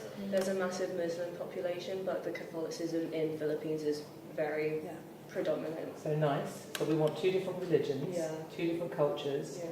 two different intentions, Yeah. but actually they find solace with each other because they're away from home. And they're working for shit money and all the time. And they're read as the same. They're read as Chinese labourers, which is wrong. Yeah. So there's something there about like Yeah. they're being put in the same place and being seen as the same person, despite all of the differences. And Lovely. Lovely. I love it. Listen, you've got to write these plays, guys. Right. I also opted for the number 2, the first British public female toilet, but with a different, more comedic slant. So I just put Stephen, 43, watches women go into the toilet and goes home to his wife Eva, confused by why women would need this. So that's really nice. And why would they need this? Because they don't deserve a toilet? No, just because I think he gets the men point of view. Men are out all day, blah, blah, blah, but women, like, why don't you do it at home? Like, you're going to go out for groceries, that's it. Why would you do that there? Why would you need this? Do you know what I mean? Like, I don't know. I think you could probably explore things deeper in their marriage. Yeah, And so it's between him and his wife, but the public toilet is a backdrop. Yeah, he's just confused. Is he a bit of a peeper or no? I don't know. He could be. I don't know. I mean, could he be getting off? He's not getting off on it. He's maybe actually. he got caught watching, and that's why he's so like they don't. These things need to be shut down. Yeah. Why do they even exist in the first Yes, place? And yeah. it's indecent, and yeah. That's really nice and really different from our other. Which is the thing again, isn't it? It's how you see the world. I'm not saying that's how you see the world, but you know, it's the ideas that you come up with and the feeling that what you want to follow. That's great. Right, let's do. Did you have question? No, I was just going to add on to it. Go on, add. Go on. I was going to say that would be a really great like comparison with culture nowadays of like the girls' bathroom and the camaraderie, and like if he's a man and he's like, maybe he's a queer man, maybe he like I don't know, and it's kind of like I want the girls' bathroom, I want that camaraderie, I want that like connection with other people. So he wants it, you can't have it, so he disparages it. Yeah. And he goes home to his wife that he's not very happy with, but he wants I mean, that could be something there. They divorce over the public bathroom for women, which is... The first public toilet. It's caused so much trouble. Let's have your one. I went for number 12, Uh-huh. about the Hijra community, Mhm. Hijra being trans women, or sort of like third gender Mhm. community in India, and really sort of focusing on the British rulers that make this decision, or make a sort of desire to get rid of the Hijra community. And sort of saw these two white male colleagues, I guess, sort of having this big debate about whether or not the Hijra community should still exist. And we find out that one of them had actually met Bura before she died, or was killed. And just thinking about like the community often go and like bless people's kids and bless people's weddings, and there's, you know, to be cursed by someone from the Hijra community is like quite a big thing. And so culturally he might have been encouraged to bring the Hijra, this Bora person, bring her to his house to bless his new child, so he's got a connection to her, but then can't name that with his colleague, with this other, I don't know, someone in... A different... Yeah, official. Yeah, official. Thank you. I was like, what's the word? Yeah. It's not soldier, yeah, official. And sort of feels like he needs to, you know, show his Britishness and kind of like feel it, but really his heart is He's with quite upset Bora. by it. Yeah, I'm really upset by it. That's the other version, as you were talking, I just thought an opposite version would be to follow Bora and, would you call a Hijra her? You would, Yeah, wouldn't you? yeah. So you follow her and a fellow Hijra and really get to know them and know their culture and who they are. And then at the end we find out what's happened. Yes. So that we're engaged, Yeah, we're with engaged her. with them, yeah. And we understand and we delight. They're two opposite versions of the same story, but I like your one is quite brutal. There were two, I with think, a softness. there was sort of two storylines. One was following Bora and one was following the two men, and we sort of intertwined them until we get to this moment. You can have decision, 4 actors. so- I'm giving you 4 actors. You can do But I was like, I've only got 2, so thanks, that's great. That's absolutely brilliant. That's absolutely brilliant. I think it's really interesting, just in a couple of minutes, how given a historical background, you can just start to build layer by layer. And actually, what was really interesting is how you perceived the fact went into the characters and into the opposition. And that's what it is. It's the relationship between the people. But the world changes us, doesn't it? So when Trump is elected, it changes us. When Starmer is elected, it changes us. When refugees die in the sea, it changes us. Even if we ignore it, it changes us. That ignoring changes us. So everything that is happening in the outside world of a normal play anyway that you imagine, if it's historical, you take the storms and the crises and the difficulties and the funny bits and what's in the theatre and who's saying what and what's fake, what's popular, and it will change your characters. And it's the relationship between the actors, the characters, with that as a world view that is your play. Brilliant. Right, we're going to take a 5-minute break. I'm sorry, I'm talking my head off. This is the last bit of it already. So the 5-minute break, there's one task. It's a single line, if you'd like to know. It's one single line. And it's one task, but we're just going to build a story together when we come back in 5 minutes. And after that, we'll have a quick cue, just like a chat, really. Any questions or any things you want to sort of state. And we should finish in about sort of, I don't know, 8:15, 8:25, that sort of time. So 5 minutes, we'll see you in a minute.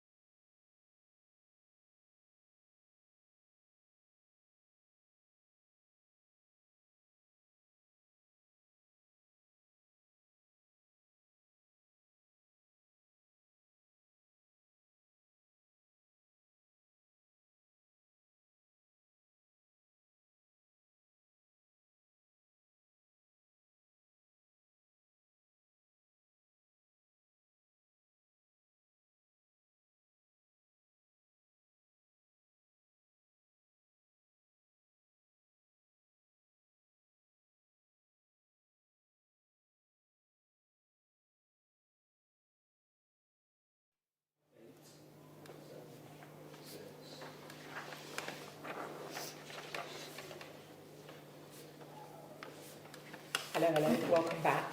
I was made aware that I am a writer, but I didn't write this statement very well, because it wasn't personal facts, it was facts of the world, you know, news, celebrity, gossip, that sort of thing. But not gossip, things that are true, that have happened.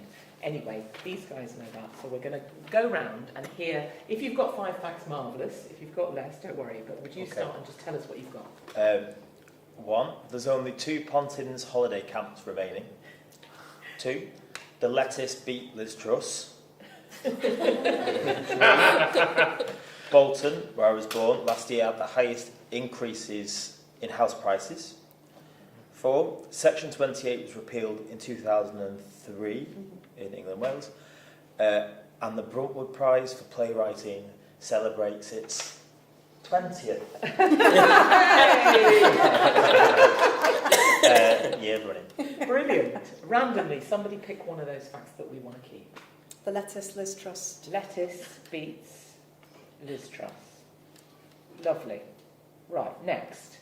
Yourself. I had 9/11 happened, COVID, the Iraqi invasion of Kuwait in 1992, the first text message was sent in 1995, 50 Shades of Grey, Twilight fan fiction, became mainstreamed BDSM. Brilliant. Choose a random fact. Which one do we want? Got to be Twilight. The Twilight. Yeah. Repeat that for me. 50 Shades of Grey, Yeah. Twilight fan fiction, mainstreamed BDSM. Just translate that to somebody's a little So- bit. What does that mean? Sorry. 50 Shades of Grey, Twilight. So 50 Shades of Grey Yes.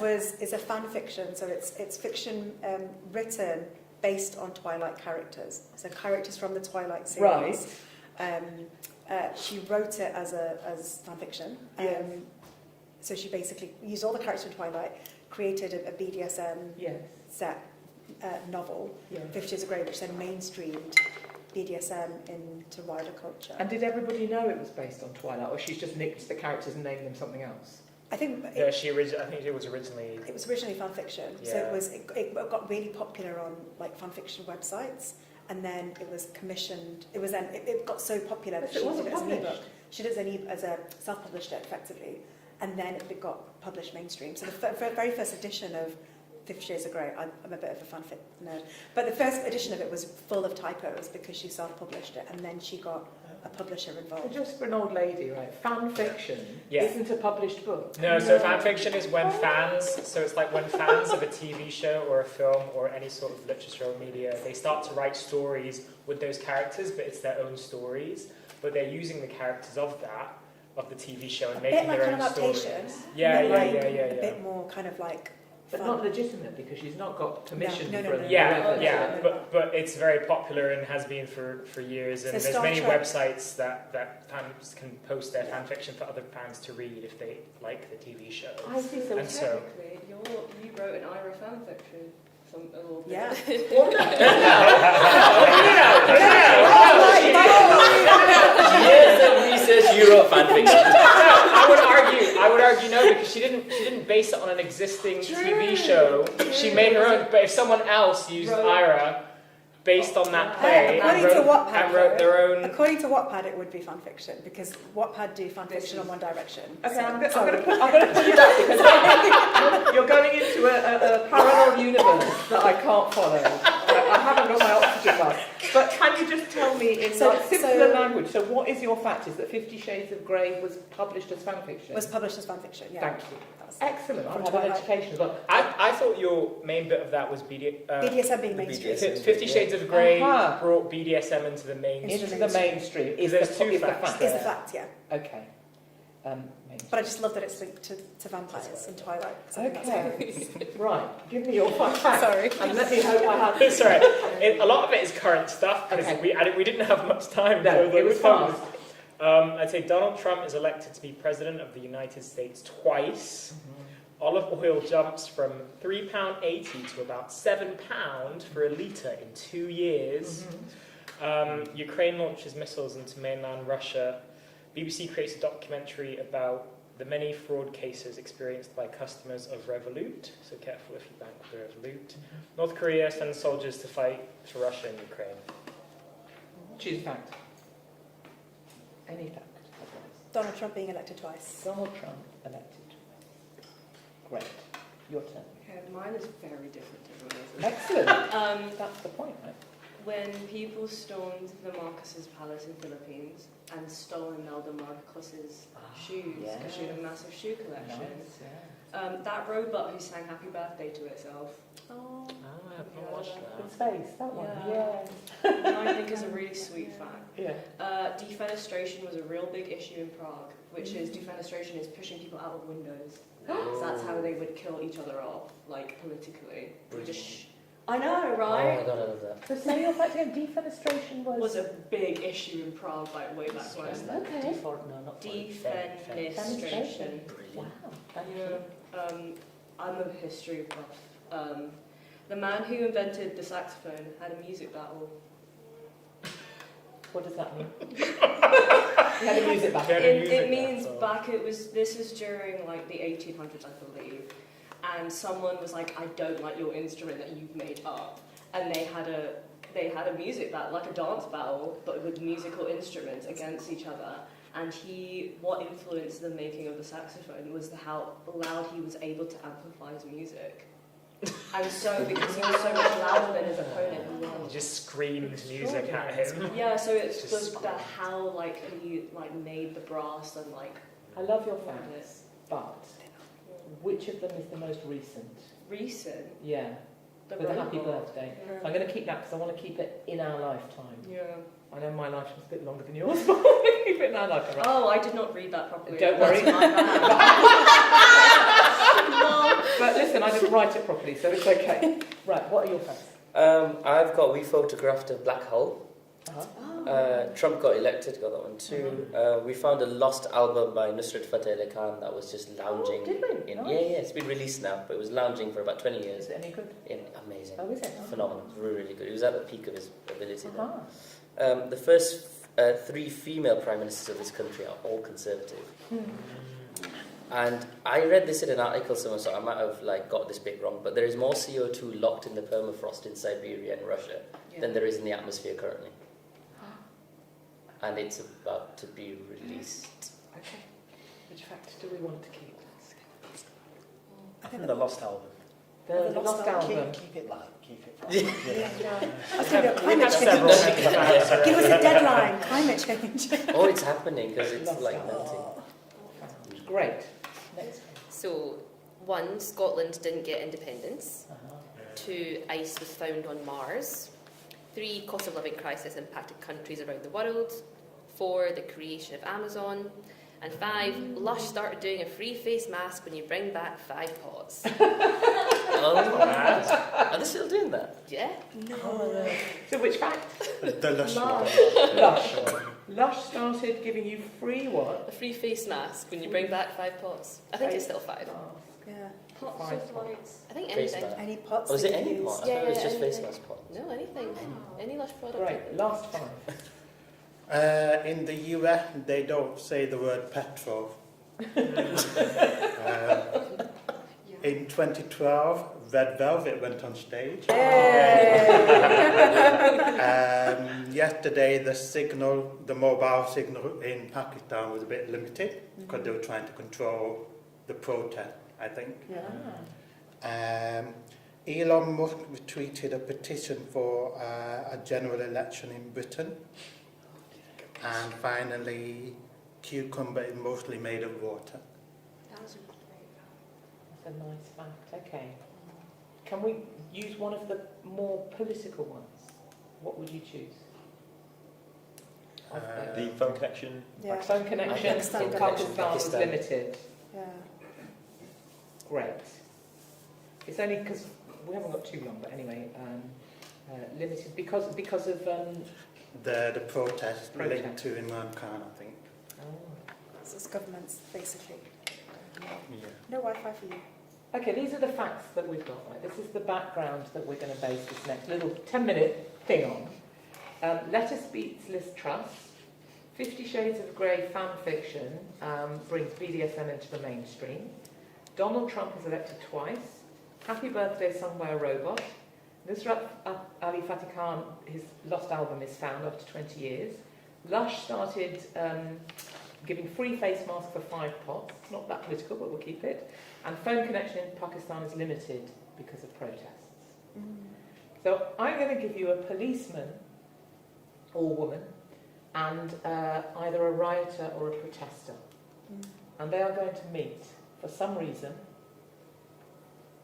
against this backdrop. It's quite a diverse backdrop, I must say. It's a diverse backdrop. So we might not be able to use all of it, but any ideas, we're not making a playwright, we're just riffing ideas. We've got a police person and either a rioter or a protester. Give us a setting. So does it need to incorporate all of? No. No. We'll have a look. I'll read them again. Lettuce beats Liz Truss. So, yeah. 50 Shades of Grey fan fiction brings BDSM into the mainstream. Donald Trump elected twice. So we've got 2. We'll call them leaders, Liz Truss and Donald Trump. We've got Happy Birthday in Space. So we've got space. We've got some art in the 50, well, if we call it that. 50, do you call it art? Yeah. 50 Shades of Grey. We've got storytelling. We've got art with Nusrat Ali Fateh Khan and his album that was lost and has been found. We've got Lush and the face masks and the pots. So that's a bit of climate and recycling effort. Don't know if it's real, but it's effort. And we've got phone connection in Pakistan limited because of protests.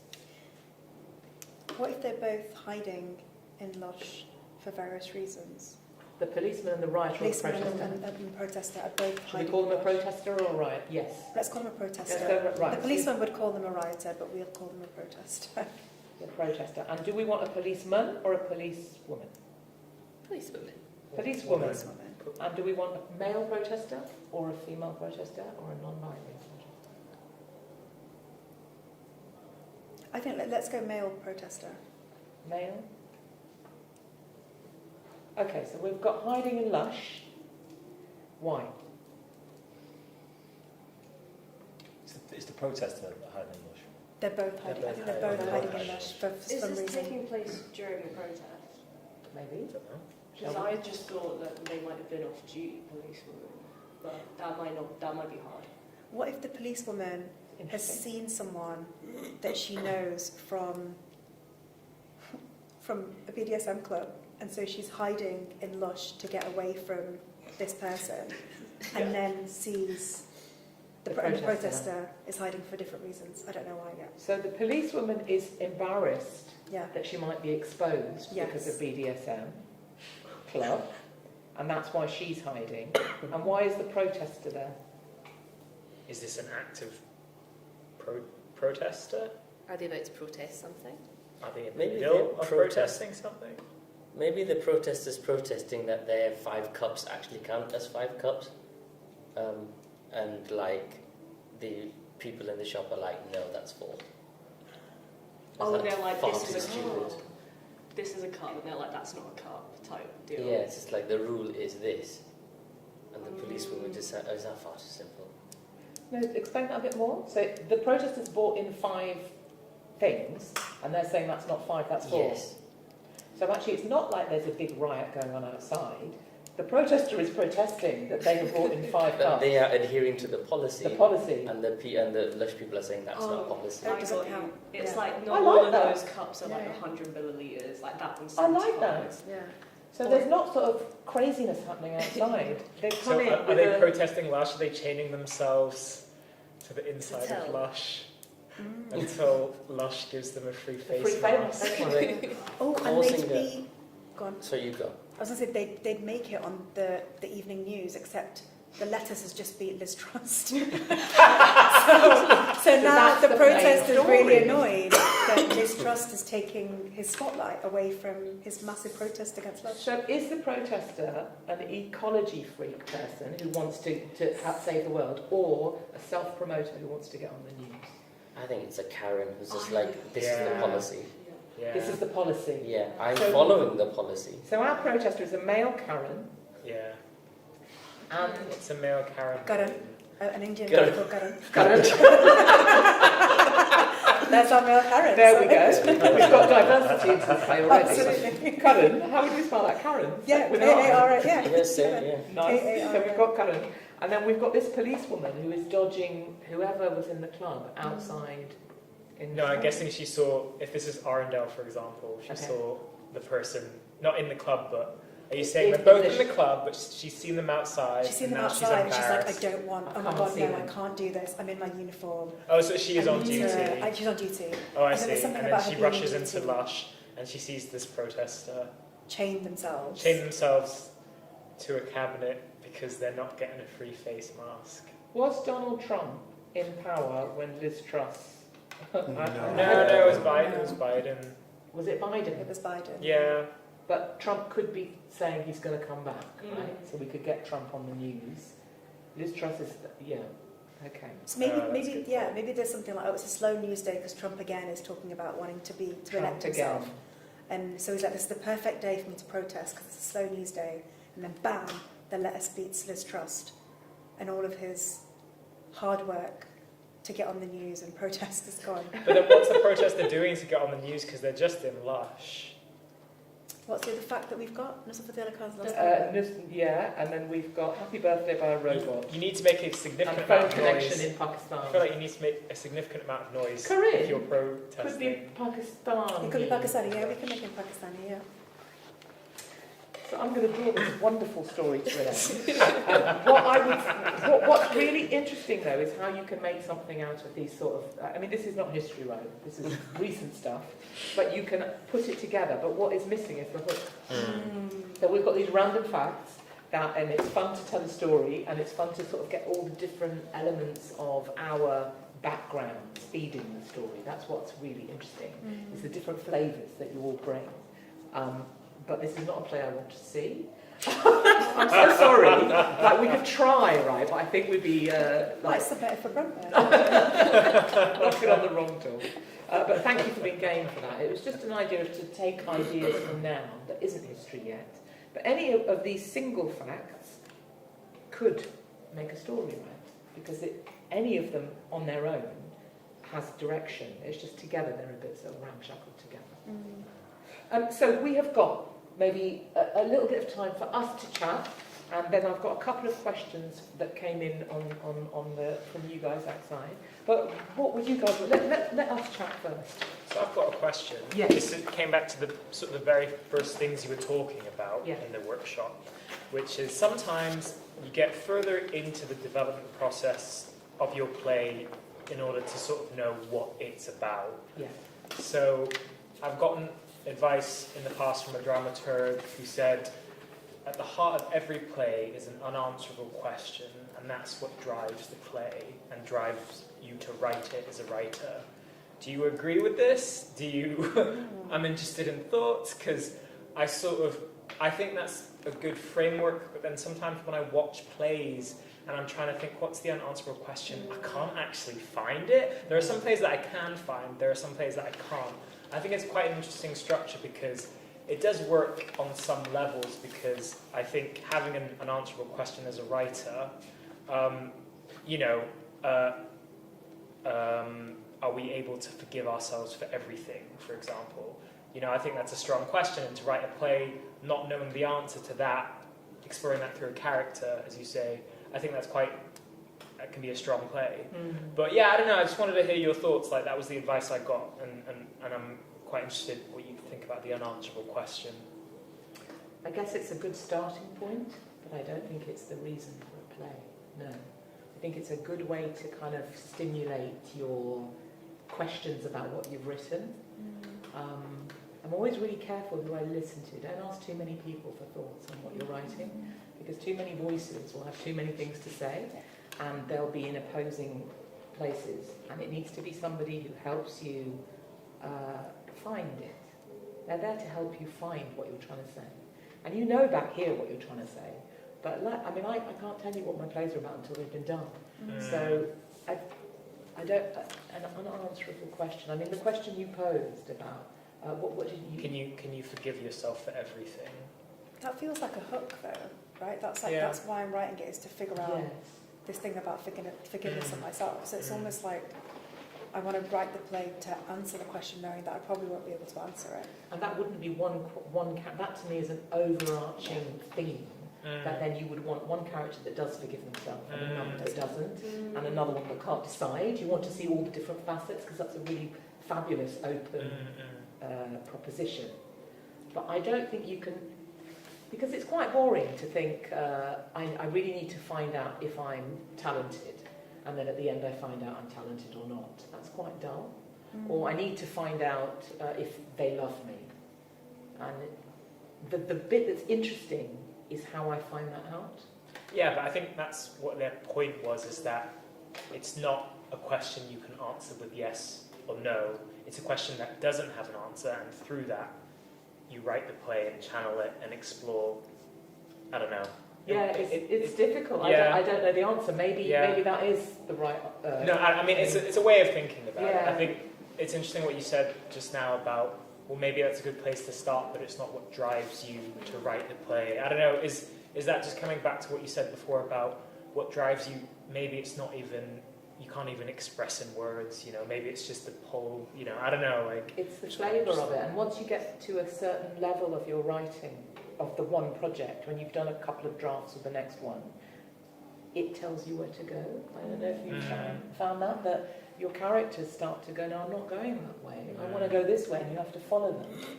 And then it surprises you, right? So I guess the question is useful until it's not. Yeah.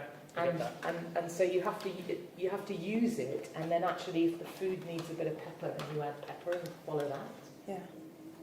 Yeah. Yeah, that's fair. That's great. Anything else that you guys might want to... I have a bit of a question about the tension between like story and history, whether the history should serve the story or the story should serve the history. And obviously I think the answer would be towards serving the story. But then I was just so impressed, like reading that it is also a historical document, and whether actually after you've found your hook and you've told the story how you want to tell it, do you go back then and pepper in the history to create that document, or is it actually it's all been driven by your desire to tell that story and that hook? I guess I would go the other way. I know so Red Velvet, I knew it was about Ira Aldridge. I didn't know what bit of his life it was, but I knew it was about him. So then I did all the research. So I researched. I would never, I guess, if I'd written it and then thought, oh, I need to know what happened in 1852, then I could find that one fact. But actually the research is like a world that instructs the story, as opposed to putting it on afterwards. I feel a huge responsibility to history. So if a character is a likeable character, I don't feel able to make him bad or her bad, but people are complicated, so they might have a bad moment, and no one can prove to me that, I don't know, Florence Nightingale didn't have a bad moment. You know, we all shout at people, even if we're saints, right? People have bad moments. Mother Teresa would have had a moment where she lost her shit, I'm sure. You know, but so those are the interesting bits. But I'd be very responsible to those characters, not to, I don't know, not to misrepresent them, but give them human flaws based on what I've read. Does that make sense? Human flaws as opposed to big character flaws. So I'm trying to figure out the difference between, like, what's the line with that? So how far would you go with giving somebody a flaw? So Ira Aldridge, I don't know at all. I've read everything I can about him.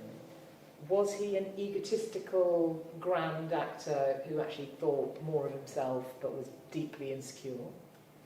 Who knows? This is my interpretation of this man. Nobody will ever know. You could read his diary entries, and they're okay. They're quite instructive, but they're not like our diary entries would be. Oh, I'm feeling this, not feeling that. They're not.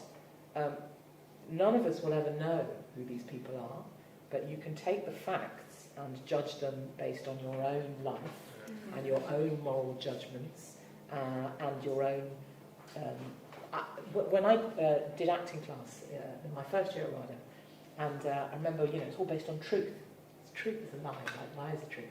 And I said, but if I'm playing a murderer, to my acting teacher, Doreen Cannon, I said, if I'm playing a murderer, I've never murdered anyone, how will I do that? And she said, well, when you're in a room and there's a mosquito, and you just have to, and when you get it, you're like, yes.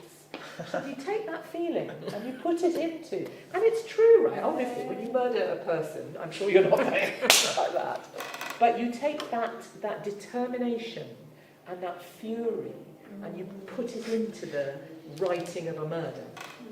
And so I guess if I was, I don't know, if I was in charge of genocide in 1625, what would I equate it with? Because there's a limit. By the age of 7, we have all experienced every feeling there is. And that's a fact. And that through our lives, then we just practice them. We practice them and it gets subtler and subtler, you know, so that we have more understanding of what sadness and happiness and all the other bits in between are. And so I think that feelings are universal and have been since time. Before we could speak, and will be into the future. And loss is loss, and joy is joy, but expressed culturally differently, gender differently, time, you know, in some cultures and sometimes certain things about them. You know, it changes, but you take all those elements and it's a human experience. So I guess there's no answer to your question about what is human and what, you know, the wider of it. It's using your judgment for how you want to stretch the dilemma. Does that answer it? It does, yeah. Okay. Yeah. It does. I've got a question. Yeah. What happens when you have the opposite problem of you don't have enough facts? Because when you were studying IRA, you had a lot to sift through. So it was a question of, well, get rid of this informs this bit over here, and then we'll use this bit. But what happens if you're researching a project which you've got the hook for, where you're like, I know that there's not enough for me there to do enough with. So I adapted a book called Hamlet, which was by Maggie O'Farrell, and that was about Shakespeare and his wife and his children. And Shakespeare, although we're like full of Shakespeare, we don't know very much about him really, and we don't know very little about Anne Hathaway, his wife, because nobody ever wrote about the women, and we know very little about his children. And so the facts are really limited, and all the academic chat is from interpreting his plays. So we think, oh, well, he must have been racist because of this, or oh, he must have thought this of women because of that. And although that is true, right, we hide ourselves in our writing, and we put our mums and dads and our friends and people we don't like in our writing, because that's how we people it. You can't. Nobody could look at Ira and say, Red Velvet Girl, that's your mum. Nobody. I'm the only person who knows that. So how do you interpret Shakespeare? You take the situation and you take what would a man meeting a woman who is older than him, who he fancies, but he's under the thumb of his dad, how would these two people relate?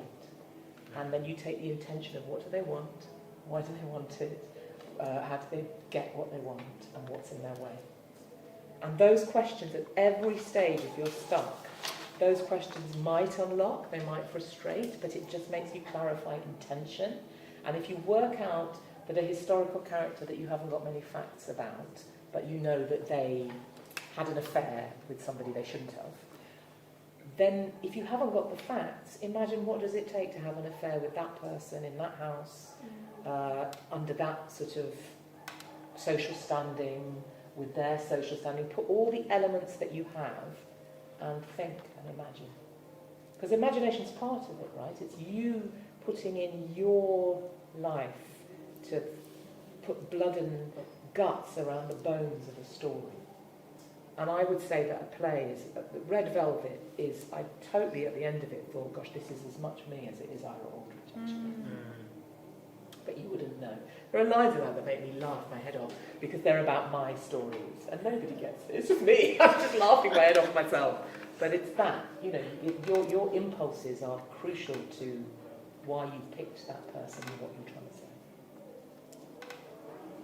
Can I ask you about the books? You said when you were starting to write, there were some books that I read. Yeah. The only one I can remember, and it's probably quite old now, it was called The Transformational Arc by Dara Marks, and it's a film, it's a screenwriting book, and it was excellent. I think it's a she, Dara Marks, she gives a formula for writing a film, and she tells you where the inciting incident is, where, you know, the exhaustion level is, where the moment of death is. It's like a funny shaped line with all the different elements of the story. And she describes it with films that will be quite old now, you know, from the 80s and 90s that I know.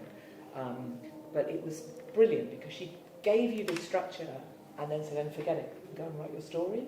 And so sometimes when I'm stuck with a story, I'll think, what's it missing? What's it missing? And I'll think, oh, the point that the near-death moment is missing, or the moment where I think everything's going to be all right is missing, and then it sinks, or the resolution. And it just, and she gave me a really strong feeling. But most of my study is from scripts that I'm in or auditioning for, and watching films, theatre, TV, books. Even an advert tells a story. Like Stephen Jeffries said, just keep writing on a napkin, write a beginning, a middle and an end. Just keep writing, keep imagining, keep free writing, and you kind of teach yourself. And I'm sure when you watch stuff, you analyse, oh, she should have had a bit more to say there, because she didn't quite deliver what, I can't tell what she's thinking. We fill people with story, and if it's missing, it's our responsibility to give them the words to say. You can analyse everything has a story. Shall I answer these questions and then we'll come back to you? Yeah? So this is from one. How do you not get bogged down by research? Yeah. I do. I love it though, sometimes. Yeah, research is exciting, right? It's fabulous, and you don't have, and then it also kind of lets you deflect from having to write, because you've got this is a brilliant fact. Yeah. He met Hans Christian Andersen. It's exciting as well. Like you find something new to you, and you're like, oh my god. Yeah. And that sort of propels you to find the next bit. The problem is that becomes a never-ending doom loop of finding more stuff. Well, I think you can't know too much. But you have to run in parallel once you've done your research with your characters. And so if your characters are there, how does him knowing Hans Christian Andersen affect the story? It doesn't. So, okay, then I can't mention that. Do you know what I mean? So how does it affect the story? If I've got my two characters, my protester and my police person, my policewoman, how does it affect their story, this fact of a lettuce outlasting Liz Truss? How does it affect it? Does it? Maybe it does, maybe it doesn't. And if it doesn't, be brutal. Kill your babies. It's just, don't drag your story down with research, because it's not a history lesson, it's a drama, and it's about relationships. That would be a brutal answer, sorry. When writing based on a real historical figure, how do you choose which elements of the real person to keep? I feel like I'm carving up a real person. Depends how much you know about the real person. Really difficult. If it's someone alive now, I think that's really hard. I'd find it very hard to write somebody alive now, because I'd feel I don't want to defame them, not like legally, but myself. I don't want to say they're a bad person or a good person when they're not. So that I'd find hard. With a historical person who's dead, maybe you can keep the elements, but you don't have to say them all.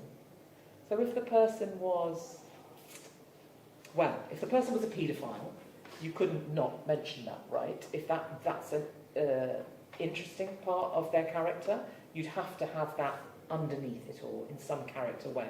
If the person liked to cross-dress, but it's not part of the story, I think that could be quite interesting to add it into the story. If the person is, what else? What else could be? I don't know. You have to use your taste and your judgment about what you include and what you leave out. But if you leave it out, it has to be okay to leave out, because you can't. If I meet you, you're not going to see all of me now. And if I don't tell you certain bits of myself, maybe there's a reason I don't tell you. Maybe I am a paedophile and I'm not telling you. You know, and that's interesting in the scene, right? As long as it's revealed later. So it still comes out, doesn't it? It's still, yes, if it's that big a bomb, then it has to come out, right? But if it's just that I have OCD, then you'll see it in my behaviour, and I don't need to say it. So it's judgment, but I guess your taste and your what you're trying to say will temper how you present that person. Any more? You had it. Yeah, I guess the question that we get asked a lot by by theatres or by people in theatre is why now? Yeah. Like, why this story and why now? And I think when you're writing a historical play, it's something that I've been asked quite a lot. So how did you navigate it with Red Velvet, the why now question? Because I'm in it and I'm now. And so I am as much talking about 19th century theatre as I am about 21st century theatre. And you're in it as in your IRA? Well, as in your experiences as a my experience of theatre is in it. So when he's touring and he's talking about Rubinsk and remote places of Russia I have never been, but I've toured. Yeah.